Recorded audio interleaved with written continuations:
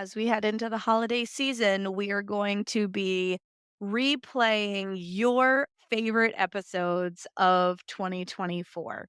Thank you so much for supporting Reproductive Rebel in season 3.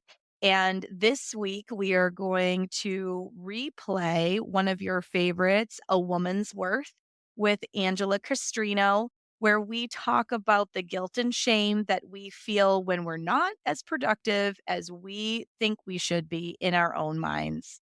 Enjoy. Hi, I'm Adrienne Irizarry. I'm an Eastern medicine practitioner who is passionate about women's health and helping women live their best lives. My goal is to put you in the driver's seat of your menstrual health, offering period solutions for a symptom-free life. Statements made in this program are for educational purposes only and not intended as a substitution for medical consultation or advice. We do not claim to diagnose, treat, or cure any diseases. This podcast is inclusive and welcomes all gender identities. The focus of the program is on biological function, and we will use the term women throughout, but it is referencing physiological and social challenges for biology, not identity. Come as you are, I am happy you're here and welcome all performances of identity. I hope you find something helpful in this show.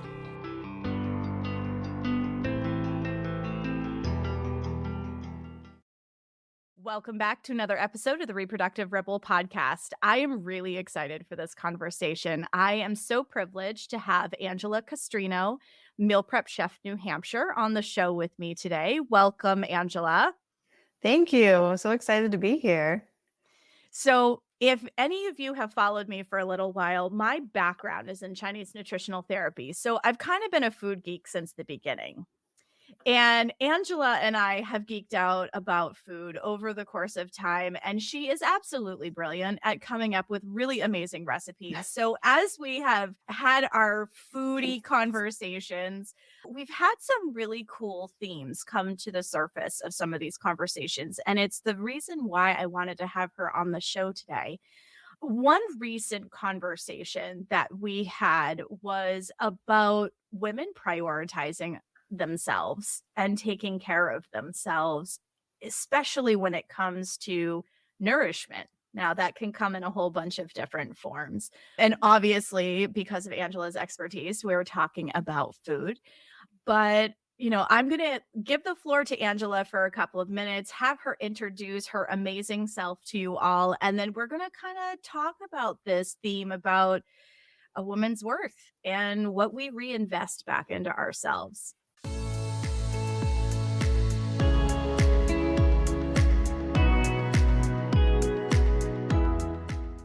Are you ready to rewrite the story your body's been carrying?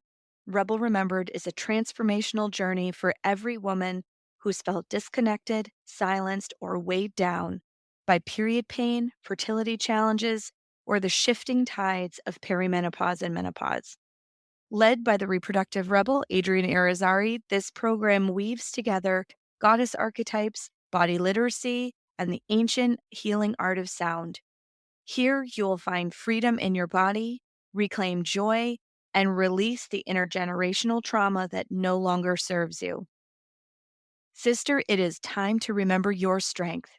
Join Rebel Remembered and awaken the rebel within. Information about joining this transformational program is in the show notes. And now, back to the show.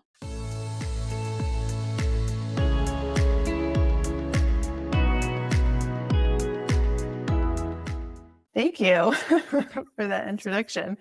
I'm so thrilled to be on this podcast. Adrienne and I have been connected for some time now with her work and mine. So it's really cool to be able to collaborate finally in this way. So I'm the owner of Meal Prep Chef New Hampshire, based in New Hampshire. And basically what I do is I support family, particularly women these days, in making time to nourish themselves. So sometimes that means I go over and I do meal prep for someone or their families because they just don't have the space to do that mentally or just in their schedules. And another way that looks is I actually coach people on how they can fit this type of nourishment into their life, meal prep style. That's why I'm the meal prep chef. But I just think, what I've seen over the years doing this is that it really is kind of tragic how little time we set aside to cook for ourselves or just to put good food in our body. So I'm really excited to talk with Adrienne and share her resources with my people as well, because I really feel like it's important to drive home that we shouldn't be sacrificing nourishing ourselves for productivity versus the other way around. So, yeah. This is one of those themes that I feel really strongly about. So if you've been following the show for any length of time, I talk a lot about what rest looks like, and that we can't live in these seasons of spring and summer all the time, that if you look out the window, we see the trees shed their leaves. They let go at the end of the fertile season, the productivity season, and they rest. And in our daily lives, particularly in this modern world, we tend to have this nasty habit of valuing and only placing value on going 1,000 miles an hour. We almost martyr ourselves and talk about hyper productivity as a badge of honor, and how sleep deprived we are. And I haven't had a meal today. And yes, like, it's glorified. it's terrible. And we wonder why we're so ill. Emotionally and physically. Like, we wonder why we're ill, and it's because we place value on just go, do not stop. Everything has to look like a magazine cover. Like, all of these standards, particularly as women, that we hold ourselves to are just really unhealthy. It's so true. Home care, everything. It's so true. I mean, we're all guilty of it. But not that long ago, like just a couple of years ago, I remember finding myself, and I stopped doing it since, but I found myself when I share things on my stories on Instagram, I was like going through this phase where I would like literally list all the things that I've done that day, like 10 o'clock, do this, like throughout the whole day. And like in a little weird way in the moment, it like felt good for me to like look at that long list and be like, yes, like look how productive I was today. And somehow if it wasn't, I would keep like thinking of things to add into it too. Like, what else did I do that I can add in? It's ridiculous. It's so ridiculous. And I got to this point where I was like, what am I doing? Like, this isn't the type of life I'm trying to encourage people to live. Why am I like doing this myself? And now I take more pride truly when it's like less things on there. I'm like, wow, look at the space I've created for myself today. That feels more productive to me now. So yeah, I love that. Well, and I remember when you were doing it's hard still. Yeah. Oh gosh, I am equally as guilty. I sit here and talk about, we have seasons, we need to rest and all of these things. Like, I very mindfully, because I was raised in this culture too. I'm saturated in this just like you are. Like, I remember when you did those stories and I was like, yeah, girl, get it. Right. And, but it's the same thing. Like, I thrive off of checking boxes off a checklist. I'm like, I feel like I've done and the praise we get sometimes too. Like you just said, you're like, yeah, girl, get it. Like everyone's commenting on that, posting like, yeah, you go, like, look at this. And like, so it's kind of like positively reinforced. Yeah. So it feels good in the moment, but it's just not sustainable. It's not ever sustainable.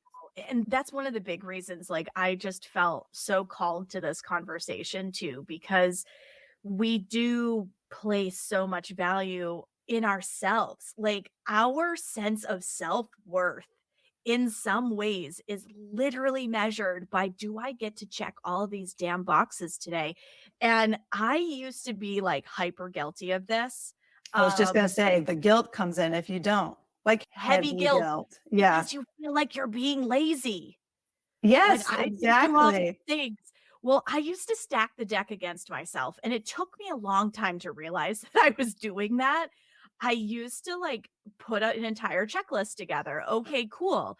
but it wasn't achievable in one day. Like when I really took a look at it and I took a step back and I was like, can I honestly do all of this in one day? And I always felt like I was failing. And Yeah. I would sacrifice eating my lunch in order to be able to check boxes off on this Yes. list. It was a snowball effect. And honestly, I worked myself into some metabolic issues because I made choices like I that. believe it. I believe it. And And food is often like, it's one of the top things we do sacrifice. I was just talking to a client recently where, it was our first call together and I was asking her what her biggest challenges were. And one of the things she said to me, which, resonated too, was that, I wake up in the morning, like I have this plan to make my breakfast, sit down and eat it. And then I have like my plan for the rest of the day and it all fits in there. But for some reason, I get up in the morning and when it's time to do the breakfast thing, my brain gets overwhelmed and thinks that I'm wasting time because I need to get started on whatever the first thing is. And that really stuck with me, that she was wasting time feeding herself. And like, how did we get there?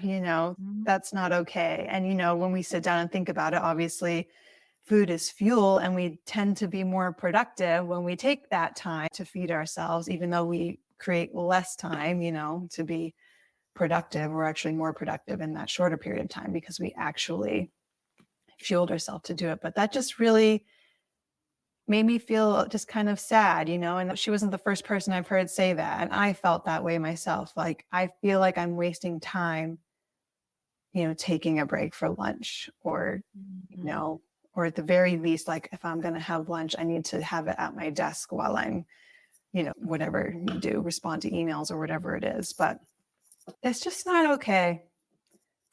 well, and when we work while we eat, which again, I'm also guilty of, I try really hard Same. not to do Yeah. it, right? So, like, I want to highlight in this conversation, like, I'm a practitioner, I know all of these things, and yet I mindfully have to make these choices because I've also been saturated in this same productivity culture.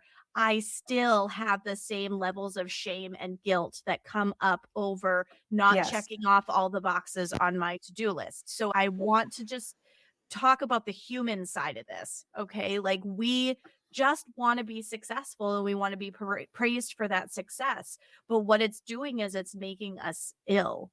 Because, like, I've sat at my desk and I've eaten answering emails and stuff like that before. And from a Chinese medicine standpoint, that actually makes you more ill because not only do you need that nervous system break, right? You pause the being chased by a tiger feeling to do something different. So you're switching gears. That part is important for your nervous system. But from a how your food digests standpoint, Yeah. you've got to step away from the desk because it causes spleen chi issues. So for women Yeah. who have like flood bleeding, early starts to their periods, they wake up feeling really groggy in the morning and have a hard time Mm. to like move that fog out of their head. They spot in the middle of their cycle, all of those kinds of things. Take a look at your eating habits. Are you standing while you're eating? Are you working while you're eating? Oh, yes. Standing while you These eat these all the things, time. they're so subtle, but they really do impact the way that your body functions and shows up for you. And then we get mad because the body isn't showing up, and then we can't Yeah. continue to be productive. Yeah. It's awful. And, you know, there's always some sort of, maybe you don't feel like you're crazy stressed while it's happening, but if you're standing while you're eating or, casually doing emails while you're eating, like maybe you don't feel particularly stressed, or maybe you do, but that is more energy that the body is expelling. So if you're trying to eat at the same time, that's less energy your body can put towards digestion. And actually, very recently been experimenting with this more because I've just been on a hamster wheel lately. And I'm like, you know what? I'm going to just sit and eat my breakfast and do nothing else. And I've been doing that for the past like 2 or 3 weeks, I would say. And my digestion is just so much better when I do that because, if you're just sitting there, You're not like shoveling it in because you're trying to do tasks in between bites. You're eating a little bit slower, which is good. You're probably chewing more. I find my breathing is better when I eat without doing something else. And I find that helps with my digestion as well. Because, when you're eating fast and shoveling food in fast, you're breathing faster and maybe not as deeply. And I found that really affects, how you feel after you eat, which then affects your energy after and so on. So just a simple thing like eating without doing anything else can be really impactful. Well, and digestion is that earth element in Chinese medicine. And if you're not processing your food well, your cycle isn't going to show up for you either. Just bringing it back into symptoms that people are seeing. I have never met a person with endometriosis that doesn't have something digestive or intestinal going on. Don't I know it? There's totally a connection there, Yeah. right? Because their body doesn't have all the nourishment that it needs, the symptoms get worse. So when, people who have endometriosis, there's no cure for that, but you have to manage it.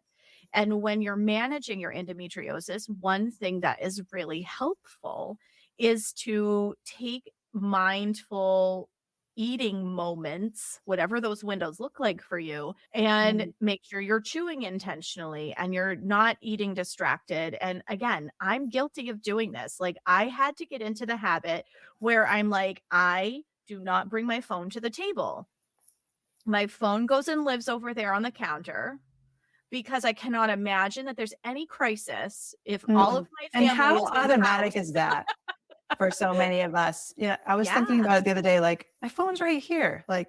It's As so she automatic. her phone across the room for everybody who didn't see that. Why is it there? I don't need to be using that. I'm here talking to you. It's that whole, being present, being present with your food, being present with whatever you're doing. And it's crazy how attached, it's just so automatic. I get off the couch to go into the other room to make a snack. I take my phone with me. Why? Yeah. Oh my goodness, yes. Well, and I just think about people that I see, when I go out to eat or whatever, and if they're by themselves, for example, I tend to see it more when people are by themselves. Although, yeah, people who have a phone in their hand when they're across the table from another person too, which is that's a whole nother. It's a topic. But they're scrolling while they're eating, right? This is the mindless scrolling that we do, right? So you're looking at reels, you're reading things, you're whatever. And it's if you can take that distraction out and really just be present with your food and how it feels going in. And sure, if you want to let your mind wander a little bit, that's fine.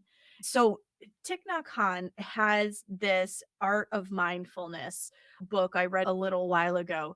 And one thing that I really loved about that book, and I really put into practice several years ago, and this is why my phone doesn't live next to me while I eat anymore, or it's one of the things that prompted that anyway, because as somebody with celiac, my digestion is definitely not my friend. So he said that mindfulness can be found in any small task. So it could be washing the dishes, how the water feels on your hands, between your fingers, the temperature, you're paying attention to how your hands are moving through space, all of that kind of stuff. It could be something as mundane as washing dishes. And yet there's so much that you can do to be fully present with that particular activity. Eating is absolutely no different. How we eat, the construct around how we eat. I refuse to let my children eat food in front of the television. You eat more, you're not conscious of the activity. I only have one television in my house. And even that is a challenge sometimes. It is. Just like the phone, automatic.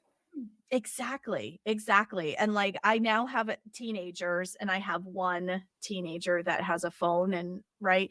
But I'm trying to show good hygiene with all of that so that they learn how to eat in a mindful way. They learn how to be present in a mindful way, but we all eat together.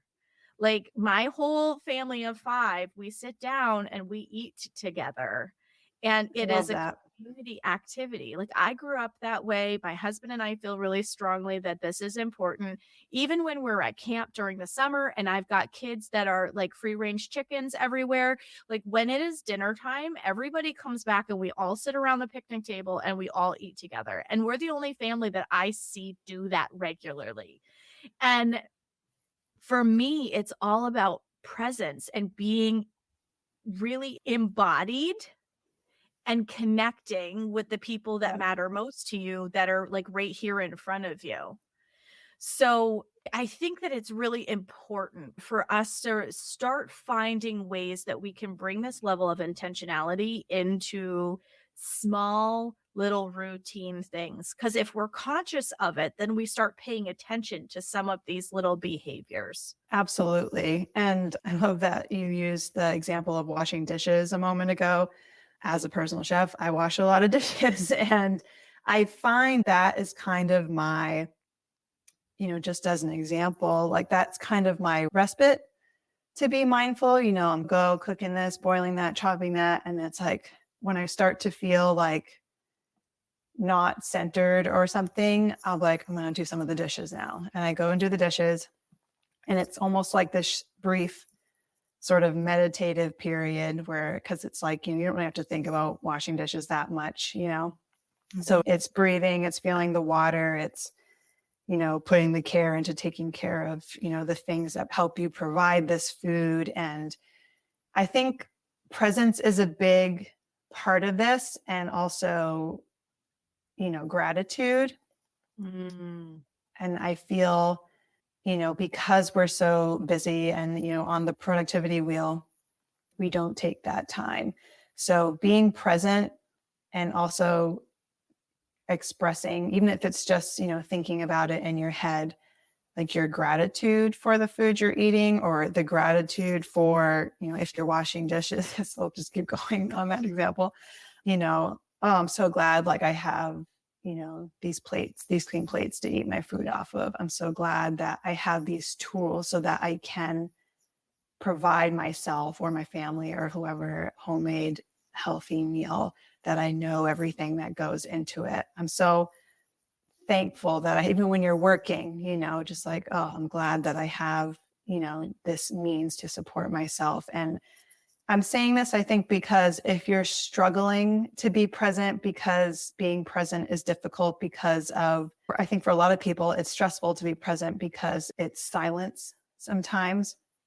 For a lot of people, it's being in your thoughts.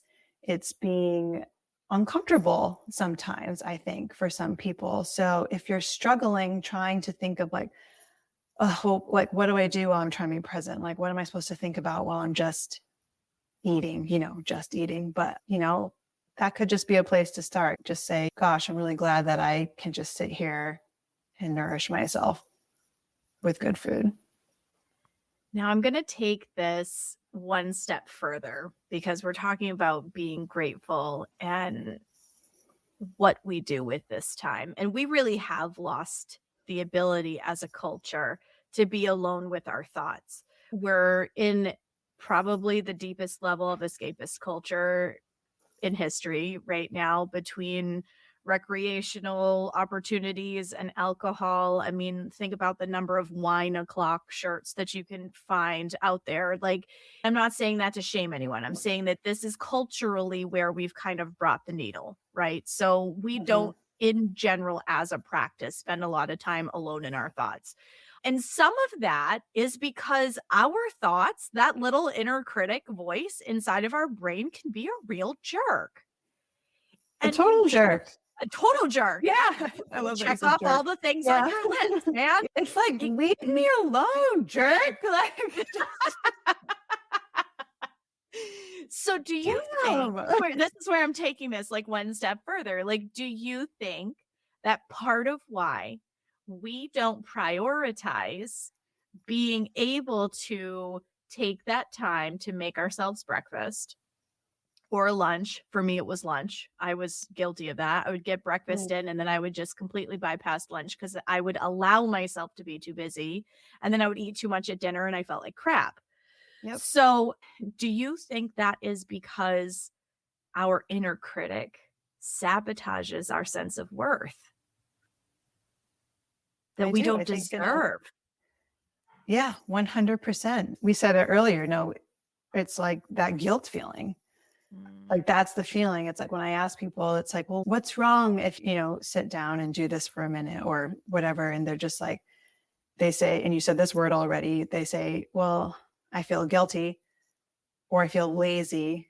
And they're just like sabotaging their self-worth, like immediately. That's immediately where people's minds go to. If you ask them like, well, what does it feel like for you when you sit down to read, or maybe it is just to watch like an episode of some silly show on TV, like what feels so bad for that about that? Like, why can't you relax doing that? And I struggle with that huge. Like, I'm not a TV person because I literally cannot relax when I'm watching TV, and because I feel like I need to be doing something, and it's actually, this just reminded me of something that happened not too long ago. I was at home. I can't remember why I was doing it, but I was like, I'm going to sit down and watch a movie. Like, I was home alone. There wasn't a whole lot going on, and it was a rainy day. And I was like, I'm going to sit down and watch a movie that I want to watch by myself. And it was really hard and weird. Like, I kept getting up and doing other things, and I couldn't just sit there. And when my partner came home, and when he comes home, I am not sitting on the couch watching TV ever. I'm busy doing something in the house somewhere. He's the one who will turn the TV on first. And so he comes home and I'm on the couch watching TV. And my immediate reaction when he opens the door and he looks at me, I'm like, I'm watching TV. like nothing to see here, Yeah. It's not what it looks like. I'm not sitting here not being productive, like that kind of energy. And my response, and he was just like, cool, watch TV, babe, it's just, and afterwards I was like, why did I feel so weird about that? It's like I was almost looking at the door while I was watching the movie to see when someone was coming in so I could like get up and do something or something. I don't know. So I think it runs really deep for a lot of people, the self-worth piece. Oh, I just felt like my whole body turn on when you said that because like I do the same thing and I don't think I even realize that I do. Like I'm always moving too. I'm doing something, I'm herding my children, whatever it is. And like my husband doesn't come home. Actually, I think he's noticed it more than me because recently we do sit down as a family to watch TV at the end of the day, but we'll watch like a couple episodes of a show or whatever. Sure. And again, Yeah. we do it all together as a family, right? Like it's like our intentional. connecting point at the end of the day. Yeah. Well, but Adrienne still does stuff during that time. She sits and steams. She stands on her vibration plate. She stretches on the floor. Like I still feel like I have to. And what is everybody else doing? Sitting. They're just sitting watching the TV. Yeah. And so like my husband recently, and it's so funny that you say that because I didn't even really consciously think about it until you were explaining your movie situation. I That hadn't either until it happened. I was like, the way that he reacted to my reaction was like, that was the thing that made me be like, why was that a thing? It's just, Yeah. I feel like that pressure for me increased when I had kids. Like I had my daughter, and then when my husband and I got together, we became a blended family. So I went from being a single mom of one to a mom of three very quickly. And when they were really little, because they were super little when we got together, there was always something to do. There was always toys to pick up. There was always like clutter somewhere. Somebody had, was potty training and missed the toilet. Like there was always something. And so like I just never ever sat down, and I don't remember ever seeing my mother sit down. My mom got a little 9-inch Exactly. TV that stuck in the corner of the kitchen, and we had this, and I'm going to date myself really bad saying this, so buckle up for any of you who are like under 30, but we had this thing called rabbit ears, and it was like this little box that like sat on top of the TV, and like there was a box on her TV, so whatever we were watching in the living room she could watch while she was washing dishes, Yeah. while she was prepping Like, food, remember all those that. little tiny TVs? Yes, that's Those exactly like what it is. yeah, Yes. okay, that's what I thought. He I still thought has that to this day in his kitchen, and, like, it's not flat screen, it's like this big, deep thing that tube. sits in the counter, right? So, she still uses it, but we would watch a movie together as a family, and, like, all of us, my dad And and she's in the us other kids, room. and she was in the other room doing something, right? So, like, we had this behavior modeled for us. And recently, my husband has started handing me the remote control at the end of the evening, like while I'm actually sitting next to him on the couch. The part that's actually keeping me a little less mobile is I like cuddling my puppies on my lap. So Oh, that yes, does of keep me course. sitting in one Yeah. place a little bit longer, but I still sit and steam. And I now have a puppy that like lays on the hassock next to where I'm doing my pelvic steaming. And he's like Oh, waiting for me to get done so that he could come and sit on my lap, which is really cute. oh my But god, like, I want that to be my life. but but, like, as I'm going through this, I'm like, "Oh, man." And I said, "Why do you keep giving this to me?" He goes, "Because you always say, like, you never control the television." And it's true. Like, I never Yeah. watch anything that I wanna watch by myself. I never sit down and just turn it on if the room is empty. The Do you television stays also off. feel yeah. So, I have kind of a similar thing, like, sometimes, my partner will hand me the remote, but I have this feeling of like, well, I don't know what to do. Like, I don't know what to put on, like, because I don't spend time doing it. He always controls it because I'm just like, no, if you give me the remote, I'll probably just turn it off and do something or just not choose anything. And then so eventually I just don't choose anything and he'll take it back and put something else on. I appreciate what he's doing because he'll say, he's like, oh, I've been monopolizing the TV. Like, why don't you pick something? And I just like don't even know what I want in that Mhm. moment because I don't know what would relax me or make me, laugh or relax or whatever. So, which brings on another point. It's like we're so productivity driven. It's like we don't even know what to do when we have the time for real to relax. I don't know if you can relate to this, but it's like I find sometimes when I have open space, I actually get kind of like anxious and antsy of like, oh my God, nothing's on my calendar tomorrow. That doesn't happen often, mind you, but like nothing's on my calendar tomorrow. Like, what am I going to do? It's almost like a panic, which is so sad saying that out loud, but it's just what I'll say that I'm like, oh, I'm going to do tomorrow. I have all this time.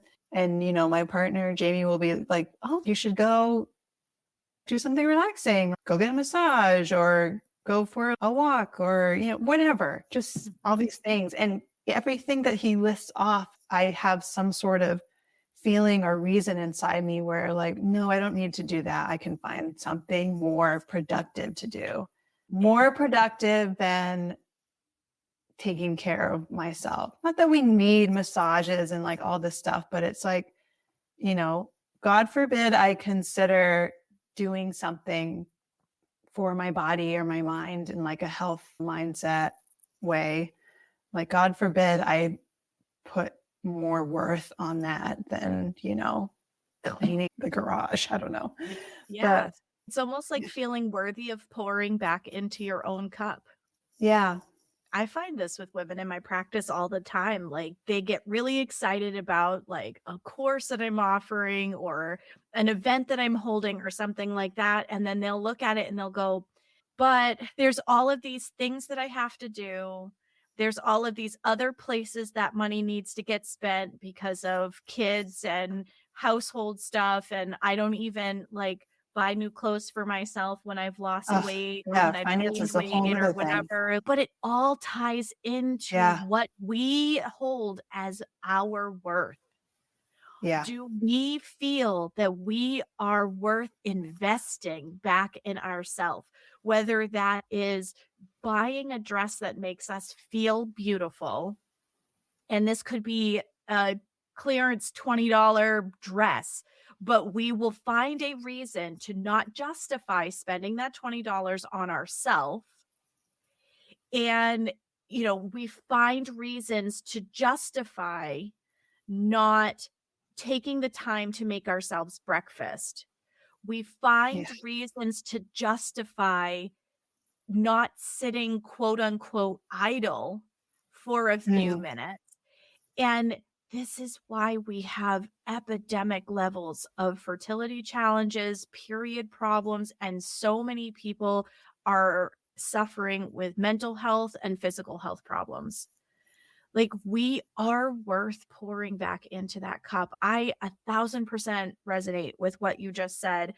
I spent a lot of time, and for me, I think I was able to kind of balance the plates. And I say kind of because in retrospect, hindsight's 2020. I look back at Mm. it and I go, well, okay, maybe I wasn't balancing quite as well as I thought I was. And I would go into work and people are like, "You're always so put together. You'd never know that you're a mother of three." And it's like, yeah, because I stress myself the fuck out before I get in here to make it Yeah. look like I'm doing this all effortlessly, right? Does anybody listening resonate with this? Oh my God. I So know they do.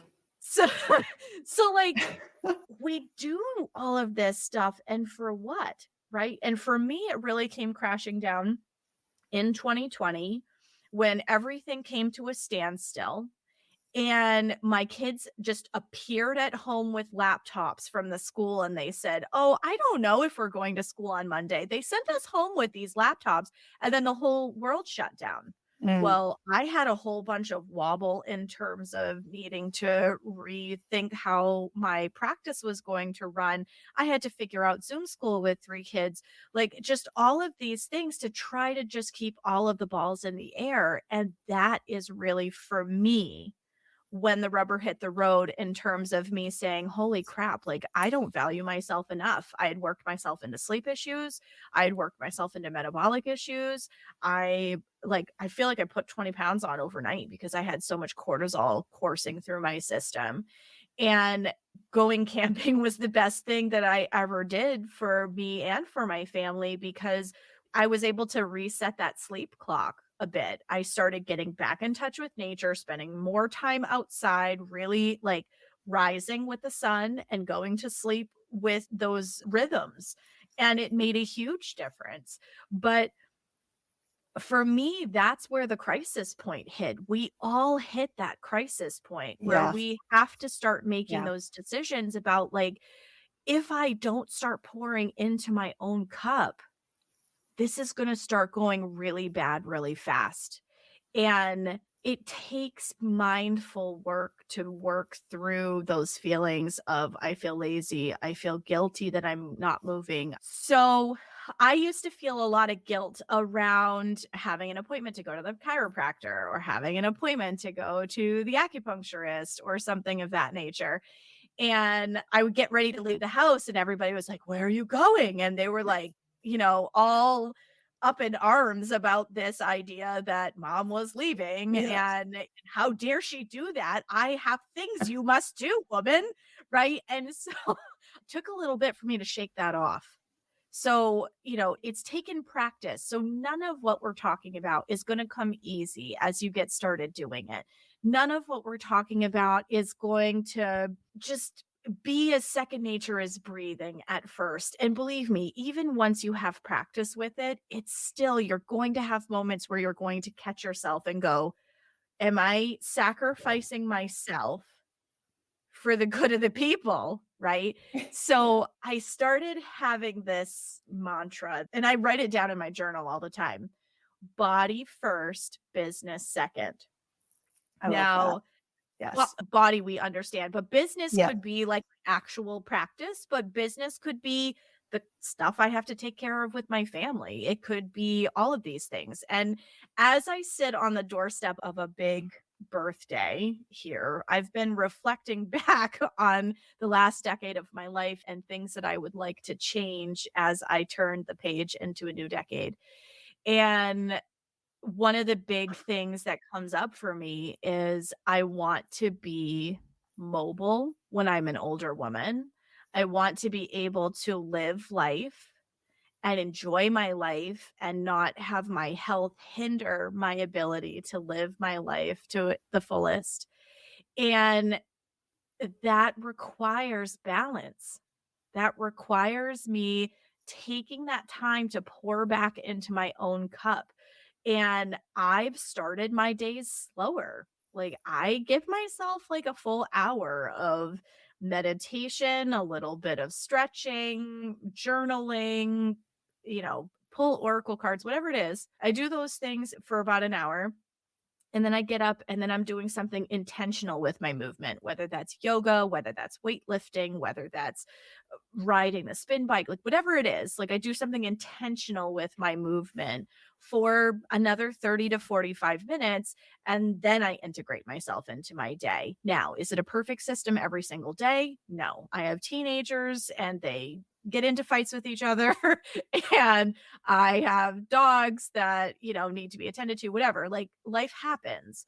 But making that an intentional plan for myself, I go to bed a little earlier so that I can get up earlier, so I can allow myself a slower integration into my day. I used to be the kind of person that would roll out of out of bed and like that t-shirt that says like her feet hit the floor and the devil was like, "Oh God, she's up." Like I used to be that person where I'd be like 5,000 miles an hour right out of the gate, like just run, got to get all the things done. Right. And I was Yeah. like up at night worried about my to-do list for the next day. Ugh, As yeah. women, we need our sleep, 8 to 10 hours. We need the sleep because so much of our hormones come out of our adrenals.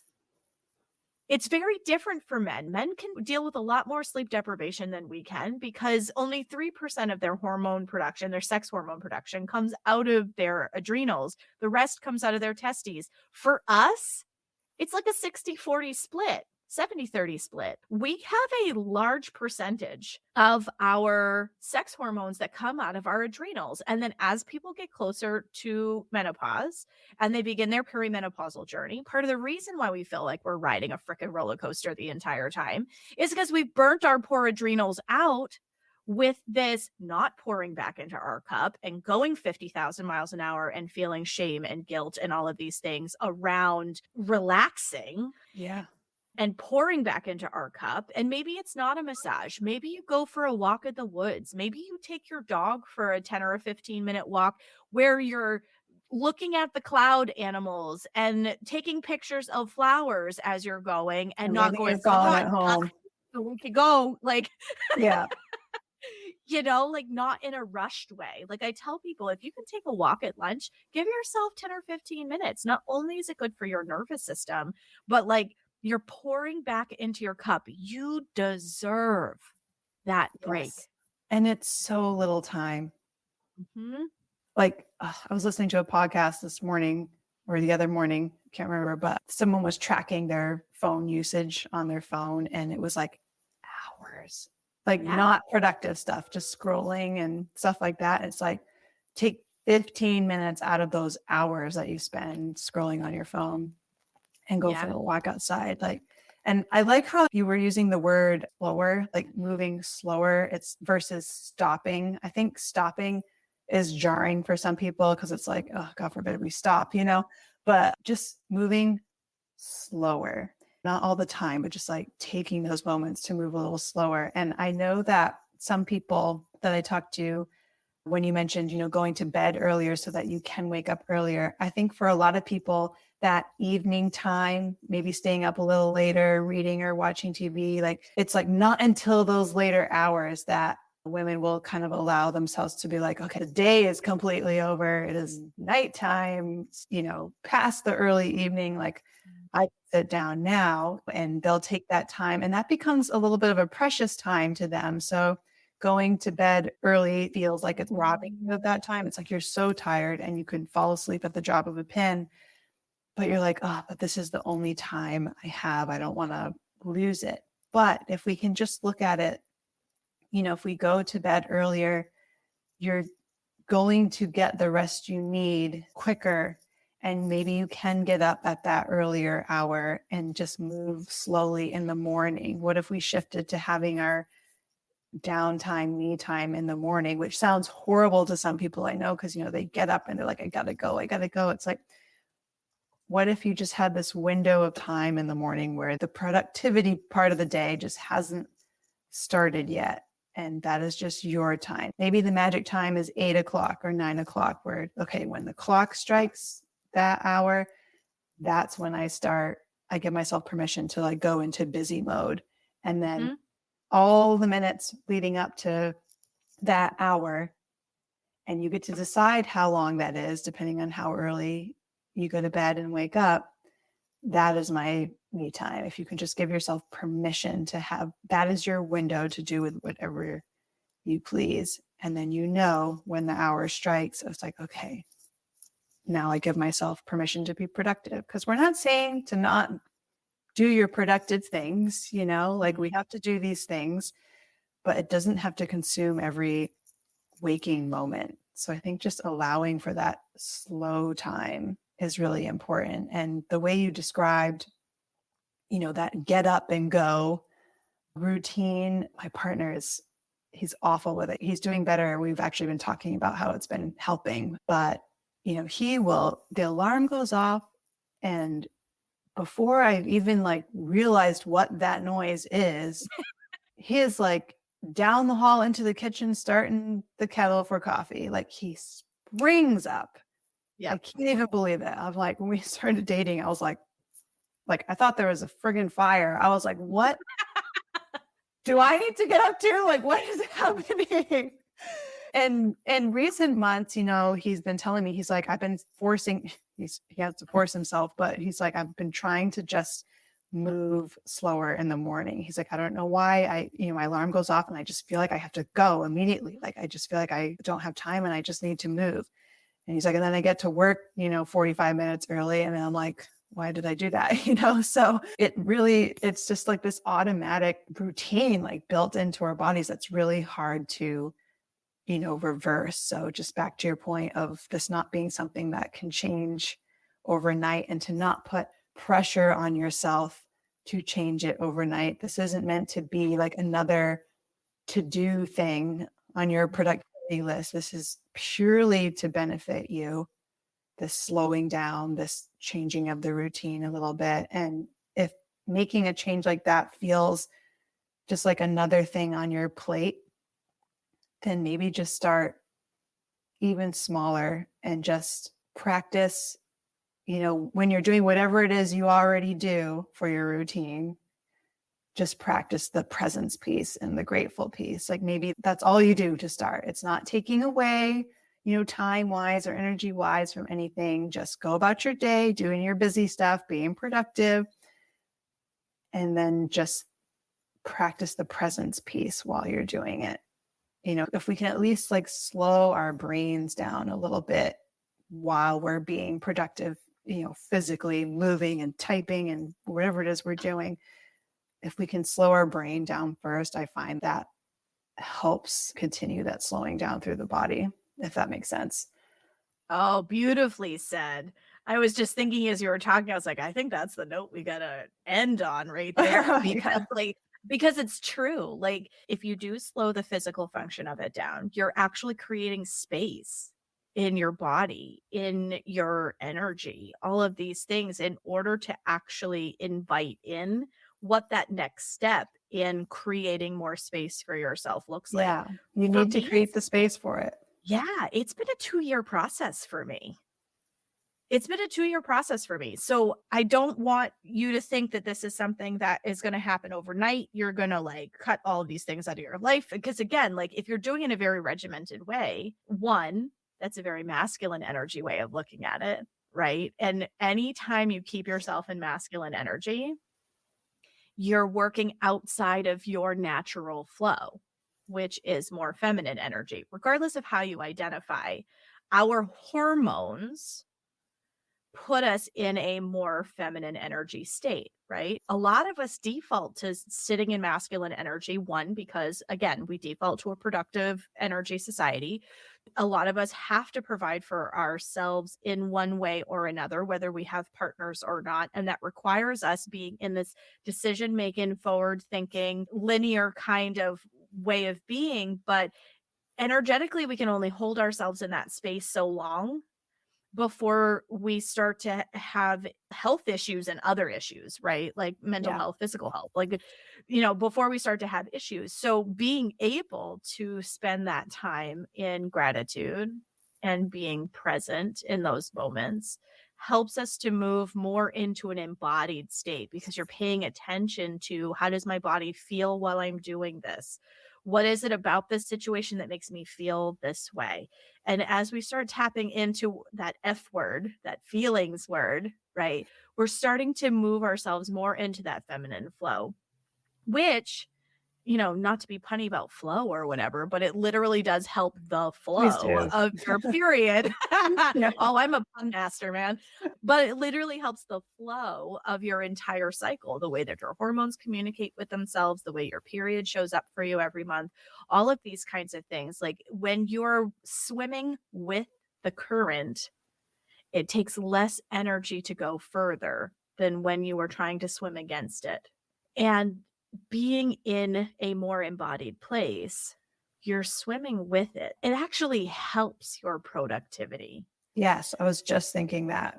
Mhm. Always, we're so worried about it, about sacrificing the productivity by taking time to slow down, when in reality, it enhances it every time. Every Every time. time.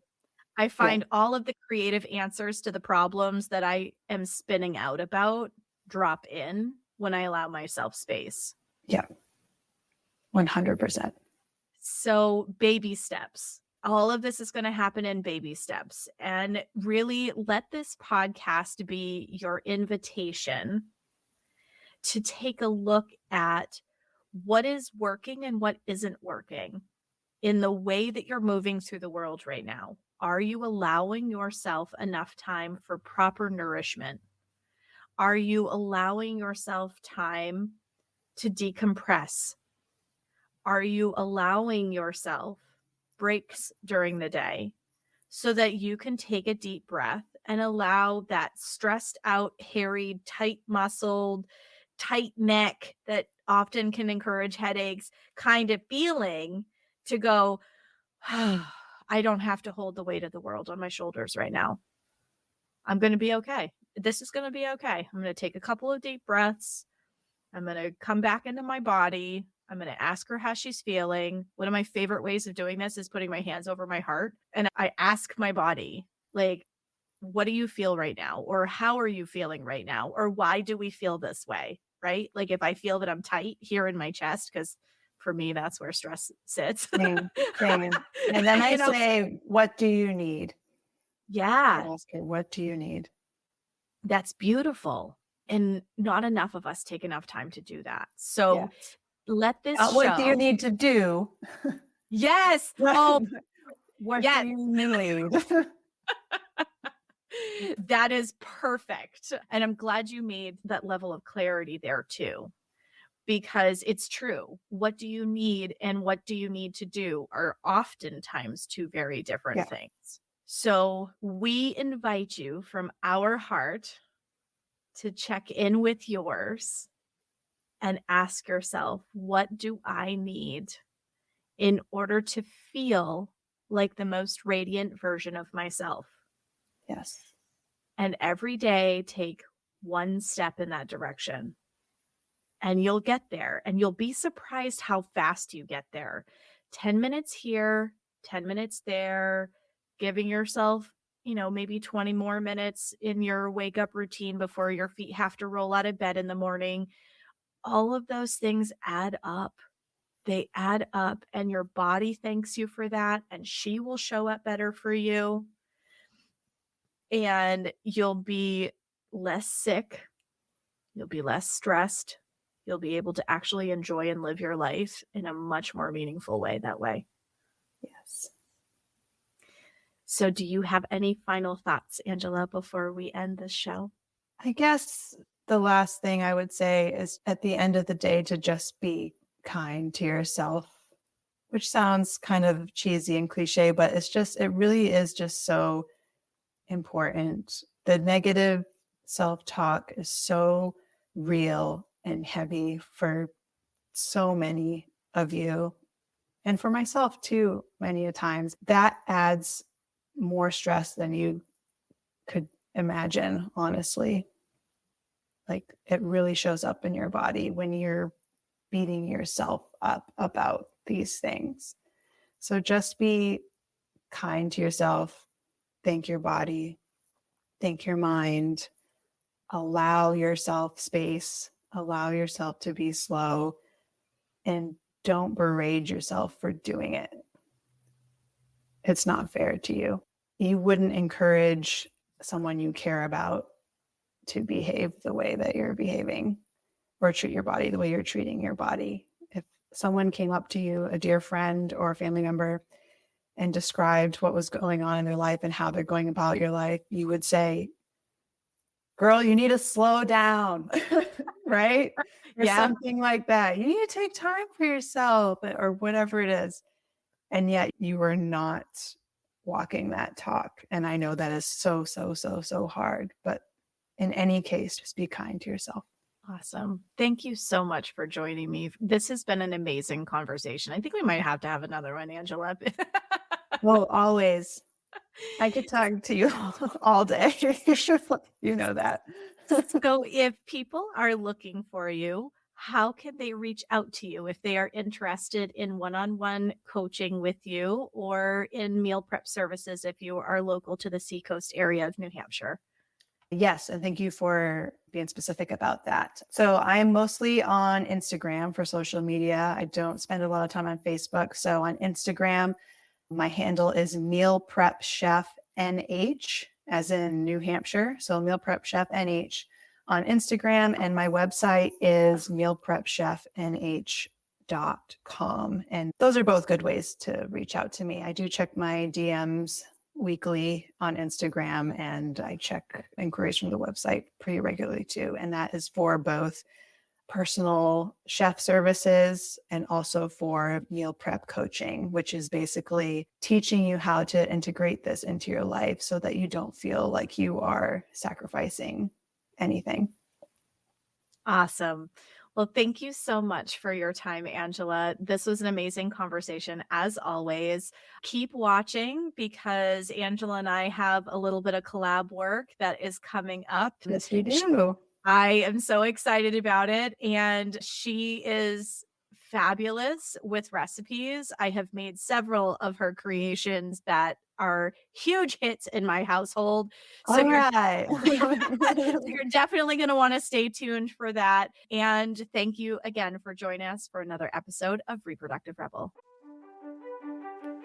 Thank you for joining me for another episode of Reproductive Rebel. Reproductive Rebel is recorded by certified peri-steam hydrotherapist and acutonics practitioner, herbalist, and Chinese nutritional therapist Adrienne Irizarry of Moon Essence LLC.